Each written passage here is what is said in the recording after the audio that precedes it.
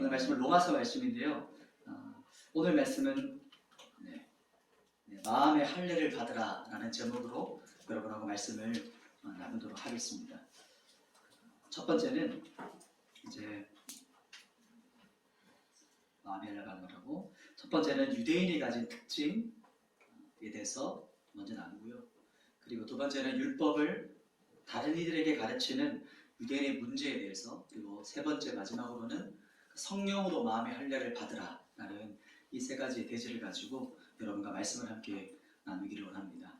첫 번째, 유대인이 가진 특권이라고 볼 수 있죠. 이것은 첫 번째가 우리 말씀을 함께 보겠는데요. 17절 말씀과 18절 말씀을 같이 보겠습니다. 로마서 2장 17절 18절 말씀, 두 절 말씀을 같이 한번 읽겠습니다. 시작. 유대인이라 불리는 내가 율법을 의지하며 하나님을 자랑하며 율법의 교훈을 받아 하나님의 뜻을 알고 지극히 선한 것을 분간하며. 아멘. 유대인이 받은 것이 있는데 그것이 바로 네 가지가 있습니다. 첫 번째는 성경 그대로 나옵니다. 율법을 의지하고 하나님을 자랑하고, 세 번째 하나님의 뜻을 알고, 마지막으로는 지극히 선한 것을 분간한다, 이렇게 말하고 있습니다. 이것의 근거는 율법을 받았기 때문에, 율법을 받았다는 근거를 가지고 이 말씀을 하고 있고요. 이제 19절과 20절을 넘어가면서 조금 더 확장됩니다. 그 확장되는 것은 이제 유대인이 행한 것에 대해서 나누는데, 우리 같이 한번 19절, 20절 말씀도 같이 한번 합독하겠습니다. 19절, 20절입니다. 시작. 내게 길을 인도하는 자여, 어둠에 있는 자의 빛이요, 율법에 있는 지식과 진리의 모본을 가진 자로서 어리석은 자의 교사여, 어린아이의 선생이라고 스스로 믿으니. 아멘. 유대인이 행한 것에 대해서도 네 가지가 나오는데, 첫 번째는 맹인의 길을 인도하는 자다. 그리고 두 번째, 어둠에 비추는 빛이다. 세 번째가 어리석은 자를 고쳐주는 자고, 마지막 네 번째가 미성숙한 자를 가르치는 선생이라 어떻게 말하냐면 스스로 주장합니다. 이것이 유대인이 행하는 것에 대해서 성경이 말하고 있는 거죠. 유대인이 스스로 믿고 주장하고 있다, 이렇게 성경이 말합니다. 이 모습이 딱 생각하면 이런 그림이 가장 많이 첫 번째 떠올랐었습니다. 빛이라고, 그리고 인도자라고, 그리고 여러 가지 자신의 행하는 것들을 생각하지만 이것이 스스로 믿고 주장하는 것이다, 이렇게 성경이 말합니다. 그러면 뭐가 문제가일까요? 말씀을 가르치는 거 좋은 것 아닙니까? 율법을 가르치는 것이 얼마나 좋은 겁니까? 그런데 그것이 무슨 문제가 되는가? 그것에 대한 대답이 바로 21절부터가 이제 시작됩니다. 우리 말씀 21절, 22절 두 절 말씀을 같이 한번 또 읽도록 하겠습니다. 21절, 22절 두 절입니다. 시작. 그러면 다른 사람을 가르치는 내가 내 자신을 가르치지 아니하느냐? 도둑질하지 말라 선포하는 내가 도둑질하느냐? 가늠하지 말라 말하는 내가 가늠하느냐? 우상을 가증히 여기는 내가 신선 물건을 도둑질하느냐? 아멘. 율법을 다른 이들에게 가르치는 유대인의 문제에 대해서 이제 두 번째 한번 살펴볼 텐데, 방금 우리가 본문을 봤는데 이 율법을 다른 사람에게 가르치는 유대인의 문제는, 그것을 율법을 다른 사람들에게 가르치는데 정작 자기 자신은 가르치지 않는다는 것이 핵심적인 문제입니다. 자신에게 말씀을 이렇게 적용하지 않는 거죠. 이것이 문제의 핵심입니다. 쉽게 말하면 나는 말씀대로 살지 않는 겁니다. 그러니까 유대인의 특권이 있죠. 유대인의 특권은 율법, 이 말씀을 가졌다는 것이 특권입니다. 그리고 이 말씀을 자랑하는 것이고, 또 율법을 가졌고 자랑하는 사람들이 바로 유대인들입니다. 그런데 그 말씀을 지금 어떻게 사용하고 있습니까? 어떻게 사용하고 있냐면 남을 가르치는 것에만 사용하고 있다, 이렇게 성경이 말하고 있는 거죠. 남을 가르치는 것이 뭘 그렇게 큰 문제가 됩니까, 목사님? 사도 바울이 그것을 말하는 이유가 그 다음 절입니다. 23절에 이제 시작되는데요. 23절 말씀을 같이 한번 또 보도록 하겠습니다. 23절 시작. 율법을 자랑하는 내가 율법을 범함으로 하나님을 욕되게 하느냐? 아멘. 유대인에게 율법은 자부심이었습니다. 특권이었죠. 이것이. 그런데 그 율법을 가지고 자기 스스로 율법을 범하고 있다고 말하는 겁니다. 이 성경에서. 율법을 범함으로써 하나님을 욕되게 하고 있다. 그러니까 왜 그렇습니까? 왜냐하면 그 이유가 바로 25절인데요. 25절을 같이 한번 보겠습니다. 성경 25절 이렇게 나옵니다. 시작. 내가 율법을 행하면 할례가 무익하나 만일 율법을 범하면 내 할례는 무할례가 되느니라. 아멘. 그러니까 율법을 지금 가지고 있고 율법을 자랑하고 있습니다. 그런데 다른 이들에게 율법을 가지고 이걸 가르치지만 정작 자신이 율법을 행하지 않고 어기는 거죠. 이것을 말하고 있는 겁니다. 율법을 지금 어떻게 사용하고 있습니까? 가지고 가르치는 것에만 사용하고 있다. 이렇게 사용하고 말하고 있는 거죠. 오늘 본문을 잠깐 끼워 놓으시고 이것을 로마서 동일한 본문에 10장 22절과 3절 말씀이 이렇게 말합니다. 우리 함께 또 본문 한번 찾아보겠습니다. 로마서 10장 2절과 3절 말씀, 두 절을 말씀을 한번 보도록 하겠습니다. 로마서 10장 2절 3절 이렇게 말합니다. 우리 함께 읽겠습니다. 시작. 내가 증언하노니 그들이 하나님께 열심히 있으나 올바른 지식을 따른 것이 아니니라. 하나님의 의를 모르고 자기 의를 세우려고 힘써 하나님의 의에 복종하지 아니하였느니라. 아멘. 그러니까 율법을 통해서 자신을 드러내고 있는 것이죠. 문제의 핵심은 자기의라는 겁니다. 자기의. 이것이 바로 자기 숭배, 우상 숭배라고 성경이 말합니다. 율법을 통해서 자신을 돌아보는 것이 아니라 율법을 자신에게 적용하면서 두려워 떨면서 율법을 가지고 배우고 공부하고 연구해서 가르치지만 그 전에 율법을 가지고 나에게 적용하고 두려워 떨지 않는 것이죠. 이것이 문제의 핵심인데, 왜냐하면 그 목적이, 율법을 가지고 가르치는 그 목적이 자신의 영광을 위한 것이다. 이렇게 성경이 말하는 겁니다. 자신을 높이기 위해서 율법을 사용하는 거죠. 율법이 하나의 도구로 전락되어지는 것. 이것이 바로 사도 바울이 유대인들을 향해서 말하고 있는 겁니다. 그러니까 하나님을 자랑해야 하는 자들이 율법을 통해서 자기 자신을 자랑하고 있다는 겁니다. 율법을 가르치는 자신을 자랑하고 율법을 자신을 높이기 위한 우상으로 지금 삼고 있다. 이렇게 말하는 겁니다. 말씀을 그러면 바르게 사용한다는 게 뭘까요? 여기서 사도 바울이 유대인을 향해서 이렇게 말을 하고 있는데, 그렇다면 이 율법, 이 말씀을 우리가 바르게 사용한다는 것은 어떤 의미일까요? 말씀을 가지고 우리가 먼저 말씀 앞에서 먼저 내가 서는 겁니다. 말씀 앞에 내가 먼저 서는 것이 첫 번째 본질입니다. 그래서 깨달은 말씀, 내가 이 깨달은 말씀으로 다른 이들을 옳은 길로 나아가게 되는 것이죠. 그리고 내가 깨닫고 나에게 적용된 말씀을 이렇게 적용하고 나눌 때 다른 사람들을 살리고 일으키고 회복시킬 수 있다. 이렇게 성경이 말하는 겁니다. 이게 바로 말씀을 가르치는 중심과 동기가 중요하다는 성경의 말씀이죠. 그래서 말씀을 나를 높이는 도구가 아니라 다른 이들을 사랑하고 살리는 도구.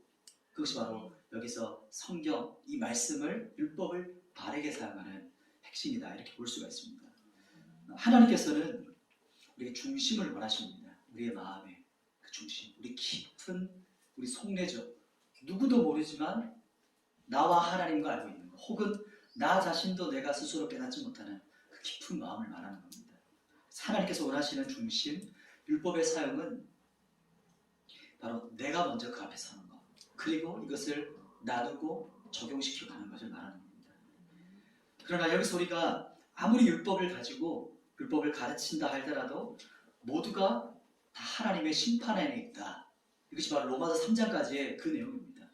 이방인이나 헬라인, 즉 모든 인류가 다 하나님의 진노와 심판 아래 있다. 이것이 우리가 1장부터 쭉 보고 있는 그 내용이죠. 그렇다면 어떻게 해야 되는가? 그것에 대해서 우리 함께 좀 살펴보도록 하겠습니다. 마지막에 이제 성령으로 마음의 할례를 받으라. 그것에 대해서 여러분과 함께 살펴볼 텐데요. 우리 로마서 다시 앞장으로 가셔서 우리 본문, 오늘 본문 2장 28절 말씀을 같이 한번 보겠습니다. 로마서 2장 28절로 다시 한번 가보겠습니다. 28절 말씀을 같이 한번 읽겠습니다. 시작. 무릇 표면적 유대인이 유대인이 아니요 표면적 육신의 할례가 할례가 아니라. 아멘. 앞에서부터 쭉 오고 있는 이 구절들을 제가 빨리 가고 있는데 이게 어렵게 느껴지지만 실제로는 많이 어렵지 않습니다. 쉽게 우리가 간단하게 정리할 수 있을 텐데 이 말씀은 28절 말씀해 보시면 표면적 유대인이라는 것은 겉보기라는 겁니다. 바깥으로 드러났을 때 이제 유대인이다. 이것은 표면적 육신의 할례라는 것은 할례 흔적, 그 할례를 받는 어떤 표식이라고 말하는 것이죠. 좀 더 해석하면 그것은 형식주의를 말합니다. 겉으로 보여지는 것. 즉 이런 거죠. 유대인을 혈통으로 낳느냐? 네가 8일 만에 할례를 받았냐? 근데 그것이 진정한 유대인이 아니야. 이렇게 성경이 말하는 겁니다. 유대인의 혈통으로 태어난 것. 여기서 보면 유대인이라는 말은 긍정적인 표현입니다. 그래서 유대인은 하나님의 백성, 하나님의 언약의 자녀들, 언약의 백성을 상징하는 것이 바로 여기서 말하는 유대인인데요. 오늘 드디어 이제 이 본문, 방금 읽었던 28절, 29절 이 본문이 가장 핵심 구절입니다. 오늘 쭉 왔는데 이곳까지 오기 위해서 우리가 방금까지 쭉 읽었다라고 해도 과언이 아닐 정도로 그 전까지는 다리였다고 우리가 볼 수 있습니다. 이제 마지막 핵심인데요. 29절 말씀을 같이 한번 보도록 하겠습니다. 29절 같이 읽습니다. 시작. 오직 이면적 유대인이 유대인이며 할례는 마음에 할지니 영에 있고 율법 조문에 있지 아니할 것이라. 그 칭찬이 사람에게서가 아니요 다만 하나님에게서니라. 네. 여기서 29절에 이렇게 나옵니다. 이면적 유대인이 진정한 유대인이다. 그러니까 요즘 말하면 진짜 유대인이다. 요즘 젊은 사람들은 찐이다 이렇게 말하는 겁니다. 진짜로 유대인은 이면적 유대인이 유대인이다 이렇게 말하는데 그러면 이면적 유대인이 어떻게 되는 걸까요? 29절에 뭐라고 말합니까? 할례라고 말합니다. 할례. 이 할례는 육신의 할례가 아니고 마음의 할례를 말합니다. 육신적인 어떤 할례 이것이 아니죠. 그러니까 마음의 할례라는 게 뭘까요? 마음의 할례를 갖는다. 이게 어떤 의미일까요? 우리 마음을 덮고 있는 어떤 껍질을 이렇게 제거하고 잘라야 되는 걸까요? 어떤 것이 마음의 할례를 말하는 걸까요? 그러면 어떻게 마음의 할례를 받을 수 있을까? 우리가 마음의 중심에 어떻게 할례를 받을 수 있을까? 이것이 성경에서 이렇게 말합니다. 29절 뒷부분이 이렇게 말하죠. 영이라는 부분 찾으셨나요? 성경에? 영에 있고 이 부분부터 같이 한번 더 읽어보도록 할게요. 우리 중간에 보시면 29절의 중간에 영에 있고 이 부분 같이 읽습니다. 시작. 영에 있고 율법 조문에 있지 아니할 것이라. 그 칭찬이 사람에서가 아니요 다만 하나님에게서니라. 아멘. 여기 보시면 영에 있다. 율법 조문에 있지 아니하다 이렇게 말합니다. 여기서 마음의 할례를 받는 것이 핵심 키워드입니다. 마음의 할례. 마음의 할례는 율법 조문에 있지 않습니다. 율법을 가지고 율법을 자랑하고 율법을 가르치는 것에 있지 않다 이런 의미를 가지고 있는 겁니다. 그러면 그것은 여기서 볼 때 율법 조미라고 말합니다. 율법은 너무나 중요한 겁니다. 여러분. 여기서 오해하시면 안 되는 것이 율법은 너무나도 중요한데 왜냐하면 여기 하나님의 뜻과 하나님의 의도가 율법 안에 말씀 안에 있기 때문이죠. 근데 여기서 율법 조미라는 것은 글자라는 겁니다. 글자. 율법의 글자들. 그러니까 율법의 글자가 잘못된 것이 아니죠. 고린도후서 3장 6절 말씀에 이렇게 말합니다. 고린도후서 3장 6절 말씀에 이렇게 사도 바울이 또 말하는데요. 그가 또한 우리를 새 언약의 일꾼 되기에 만족하게 하셨으니 율법 조문으로 하지 아니하고 오직 영으로 함이니 율법 조문은 죽이는 것이요 영은 살리는 것이라 이렇게 말합니다. 고린도후서 3장 6절 말씀에도 율법 조문에 대한 말씀이 동일하게 나오는데 뭐라고 말하냐면 율법 조문으로 하지 아니하고 오직 영으로 한다. 그리고 율법 조문은 죽이는 것이지만 영은 살리는 것이다. 이렇게 성경이 말합니다. 이 로마서 말씀과 일맥상통하고 있는 거죠. 같이 가고 있는 겁니다. 기록된 말씀은 무엇과 함께 있어야 될까요? 이 기록되어 있는 말씀, 율법 조문은 무엇일까요? 영, 성령 하나님이십니다. 성령 하나님. 영으로 율법 조문이 해석되지 않으면 그것이 바로 사람을 잡는 거죠. 말씀이라는 것, 율법이라는 것이 어떤 것과 같이 있어야 되냐면 바로 하나님과 같이 있어야 되는데 그런데 이 성령 하나님께서 말씀과 함께 역사하시면 죽은 자를 살리고 회복시키는 일이 일어납니다. 그러나 우리 안에 이것을 꼭 기억했으면 좋겠는데 보시면 말씀, 율법은 있지만 율법 마이너스 성령, 율법이 없으면 어떻게 될까요? 이제 그 부분이 우리가 봤던 그것에 대한 이야기입니다. 율법 플러스 성령이 아니라 율법이 없는 말씀, 율법은, 말씀은 오늘 본문에 나타난 이 표면적 유대인을 말하는 겁니다. 표면적 유대인. 그 모습 그대로 있는 거죠. 율법은 있는데 말씀은 아는데 말씀을 가지고 있는데 말씀을 가르치는데 그러나 성령의 역사가 없기 때문에 죽은 말씀이 됩니다. 그리고 이 죽은 말씀으로 인해서 어떻게 되냐면 형식주의 또 율법주의로 가게 되는 것이죠.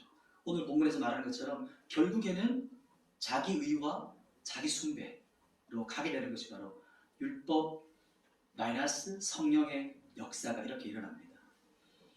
그렇다면 우리는 오늘 본문의 가장 핵심적인 거죠. 율법 플러스 뭘까요? 성령 하나님이시죠. 말씀이 있는 곳에 성령 하나님이 계시면 이것이 바로 이면적 유대인입니다. 이면적 유대인. 진정한 유대인의 특징은 마음의 할례라고 말했죠. 진정한 유대인은 심령에 막힌 것이 없이 할례받은 사람입니다. 그 마음이. 그리고 정직한 영을 가지고 정결한 마음을 가지고 주님을 갈망하는 사람, 주님을 추구하는 사람이 되는 것이죠. 그래서 부드러운 마음을 말하고 성경에서 이런 사람을 옥토바치다 이렇게 말합니다. 옥토와 같은 마음. 이것은 말씀 앞에서 자신을 얻어 섭니다. 그 말씀이 나를 비추는 거죠. 말씀의 거울 앞에 나를 비추는 겁니다. 성령 하나님께서 가르쳐 주셔야 그리고 가르쳐 주시면 내가 먼저 배우는 사람, 그 말씀을 나에게 먼저 적용하는 사람, 그것이 바로 말씀과 성령이 함께 일어나는 거죠. 지금 이 시간에도 우리가 그걸 강구하는 겁니다. 이 역사를 우리가 말씀 여러분이 읽을 때마다, 말씀을 들으실 때마다, 말씀을 연구하실 때마다, 혹은 말씀을 개인적인 묵상할 때마다 이 역사를 여러분이 기도하시면서 항상 말씀을 대하시는 겁니다. 뭐냐면 율법과 성령 하나님께서 함께 역사하시는 것. 그래서 이렇게 되면 말씀이 살아 역사하시게 되는 거죠. 히브리서 4장 12절 말씀이 뭐라고 말합니까? 살았고 운동력이 있다고 말합니다. 그냥 글자였는데 근데 이 말씀이 갑자기 우리 심령을 찔러서 쪼개기 시작하는 것. 그것이 바로 살아있는 말씀의 역사라고 말합니다. 율법과 성령 하나님께서 함께 역사하시면 살아있는 말씀이 되는 거죠. 분명히 글자이고 분명히 그냥 음성인데 이 말씀을 그냥 듣고 이해했는데 이제는 그 차원을 넘어서는 겁니다. 내 깊은 성령 안에서 내 영이 반응하는 거죠. 그리고 내 깊은 마음들이 갈아엎어지게 되고 혹은 내 안에 내가 숨겨놨던 것들이 있잖아요. 옥토가 아닌 같은 어떤 가치입니까? 돌짝과 같은 것들. 그리고 가시더물과 같은 것. 그것이 우리 실제 우리의 마음의 상태를 말하는 겁니다. 내 마음에 어떤 딱딱한 것들, 겉으로는 보이지 않지만 어떤 땅을 팍 파려고 할 때 딱 부딪히는 게 있는 거죠. 그걸 거부하는 거죠. 불편한 거죠. 어떤 진리의 말씀이 내 안에서 역사하시려고 하면 불편한 겁니다. 그걸 거부하는 거죠. 더 심각한 상태는 길가 가실 때는 어떻습니까? 처음부터 듣지 않는 거죠. 처음부터 그냥 길가처럼 아무 생각하지 않는 거. 그럼 우리의 마음같이 될 수 있다는 것이죠. 그러나 성령 하나님께서 말씀의 은혜를 부어주기 시작하시면 오늘 우리 찬양도 비를 준비하신다 했잖아요. 우리가 밭을 가기 전에 어떨 때 밭이 잘 갈려질까요? 성령의 담비가 부어지면 딱딱해졌는데 성령의 비가 내려지면 은혜의 비가 담비가 부어지면 우리의 마음이 녹아지기 시작하죠. 이제 틈이 생기기 시작하죠. 그때 하나님께서 우리를 갈아엎으실 때 내 안에 쓴 뿌리, 내 안에 하나님을 대적하는 지식들, 내 안에 있는 어떤 사상들, 이 모든 것들을 하나님 앞에 내어드리는 겁니다. 즉 하나님의 수술대 앞에 서는 겁니다. 지금 이 시대가 민주주의 시대죠. 수술대에서 민주주의가 되면 어떻게 될까요? 의료진들이 있습니다. 주치의가 있어요. 근데 주치의가 이제 메스를 가지고 이제 가르려고 하는데 옆에 있던 사람이 같이 손을 드는 겁니다. 제 의견은 좀 다릅니다. 이렇게 말하면 어떻게 될까요? 큰일 나겠죠, 수술대. 그런 것 같이 우리의 영혼의 의사는 하나님이신데 민주주의가 아니에요. 하나님, 제 의견은 이거예요. 이렇게 표현하면 끝장나는 거죠. 우리 영혼에. 우리가 주님의 수술대 앞에 선다는 것은 성령 하나님께서 말씀으로 역사하신다는 것은 나를 수술대 위에 눕히는 겁니다. 저렇게 의지하는 것이고 나를 내려놓는 겁니다. 그때 하나님께서 아주 영원의 의사 되신 주님이 날카로운 메스, 그 메스가 뭘까요? 진리의 말씀이시죠. 진리의 말씀으로 우리를 깊은 곳을 잘라서 그 안에 어떤 암덩어리들을 제거하기 시작하는 겁니다. 내가 관여하면 안 되는 거죠. 주님께 내려놓아야 됩니다. 근데 주님은 우리를 왜 배를 자르셨을까요? 칼을 드셨어요. 죽이시는 걸까요? 그렇죠. 강도랑 다르죠. 똑같은 칼이지만 우리 의사 대신 하나님이 드신 칼은 강도가 아니고 의사의 메스입니다. 우리를 자르셔가지고 가장 치명적인 암덩어리를 제거하시고 우리 어떤 병연들을 균을 일으키는 것들을 제거하시고 그래서 우리를 완전케 하시고 치유하시고 살리시기 위한 목적인 겁니다. 그런데 우리는 눕는 게 싫어서 때로는 가만히 있는 게 너무 발버둥을 치죠. 이 말씀을 기억하시면서 하나님께서 역사하실 때 말씀과 성령이 함께 역사하는 겁니다. 말씀만 계속 있으면 우리가 딱딱해집니다. 견고해져가고 굳어져가고 그렇게 되면 죽은 신앙이 되고 형식주의로 가게 되고 더 이상 나에게 적용하지 않고 이 말씀을 가지고 자랑하지만 다른 사람에게 자꾸 강요하는 것이죠. 그러나 성령이 같이 역사하시면 이 말씀이 나를 치기 시작하고 내가 먼저 서기 시작하고 나에게 적용하면 모든 것들이 다 해결됩니다. 그래서 서로가 서로에게 저는 이제 목회자의 입장이기도 하지만 목회자가 성도들에게 요구하는 것이 아니고 목회자는 목회자 자신에게 적용하고 성도분들은 뭘까요? 성도분들이 목사님, 사역자들은 이렇게 해주세요. 이게 아니고 성도로서 자기의 삶. 우리가 모두 주님께 부름받은 한 형제요 자매지 않습니까? 말씀을 자기에게 적용하면 그 모든 것들이 주님의 한 성령 안에서 수술대 안에서 우리가 치유되고 회복되어지고 다시 일어날 것을 간절히 소망합니다. 이 말씀 한 구절 같이 읽고 말씀을 정리하고 함께 기도하겠습니다. 예레미야 11장 19절 말씀입니다. 예레미야 말씀은 구약 성경에 있습니다. 예배팀 준비해주시면 되겠습니다.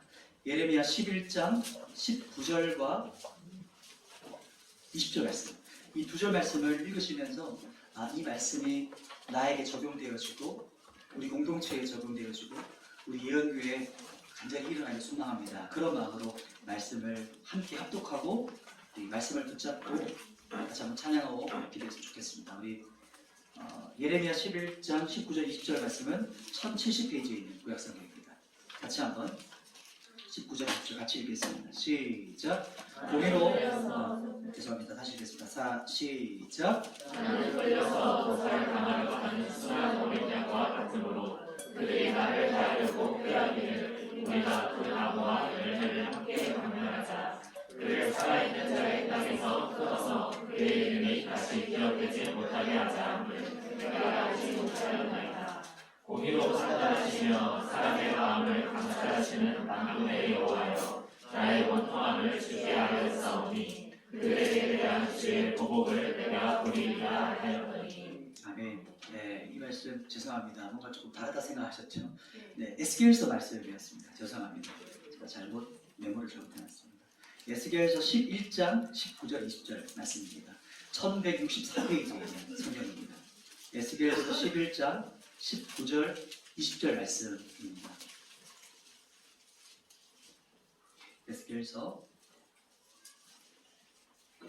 11장 19절 20절 말씀을 다시 한번 같이 합독하도록 하겠습니다. 시작. 내가 그들에게 한 마음을 주고 그 속에 새 영을 주며 그 몸에서 돌 같은 마음을 제거하고 살처럼 부드러운 마음을 주어 내 율례를 따르며 내 귀를 지켜야 하니 그들은 내 백성이 되고 나는 그들의 하나님이 되리라. 아멘. 네, 우리 말씀과 성령이 함께 역사하신다는 것은 우리의 심령을 수술하시는 겁니다. 오늘 말씀을 다시 한번 기억하시면 돌같이 굳어져 있는 마음에 성령 하나님께서 역사하시면 오늘 읽었던 그 본문처럼 돌이 제거되어지는 겁니다. 이것이 본문에서 말하는 할례를 마음에 받는 겁니다. 우리의 마음에 할례를 한다. 그것입니다. 우리 마음에 하나님을 대적하고 거절하고 더 반항하고 주님을 거북하게 하는 그 모든 돌들을 하나님께서 제거하시는 겁니다. 이것이 바로 영적인 암덩어리죠. 그것이 바로 영적 할례가 일어날 때, 마음의 할례가 일어날 때 이것들이 깨뜨려지게 되는 것입니다. 이것은 바로 진리의 검, 하나님께서, 성령 하나님께서 우리의 심령을 수술하시는 작업입니다. 수술할 때 잠잠이 있어야 되죠. 그 수술대라는 것은 하나님의 사랑의 수술대입니다. 그 사랑의 깊은 반석 안에서, 그리고 완전한 사랑으로 수면 마치게 되면 그분께서 모든 것을 온전케 하기 위해서 우리의 것들을 새롭게 하십니다. 이 말씀을 붙잡고 내 마음에 제거해야 될 것들이 어떤 것이 있나, 주님, 제 안의 것들, 내가 스스로 알지 못하는 깊은 것들을 제거시켜주고 하나님 수술해 주십시오. 그래서 내 안에 우리 하나님의 말씀과 성령의 역사가 일어나기를 소망합니다. 처음 드린 말씀처럼 하나님께서 심판하시는 이유는 죽이기 위한 것이 아니고, 우리를 멸망시키려는 것이 아니고, 우리를 살리고 회복시키고 우리를 일으키려는 것이 목적입니다.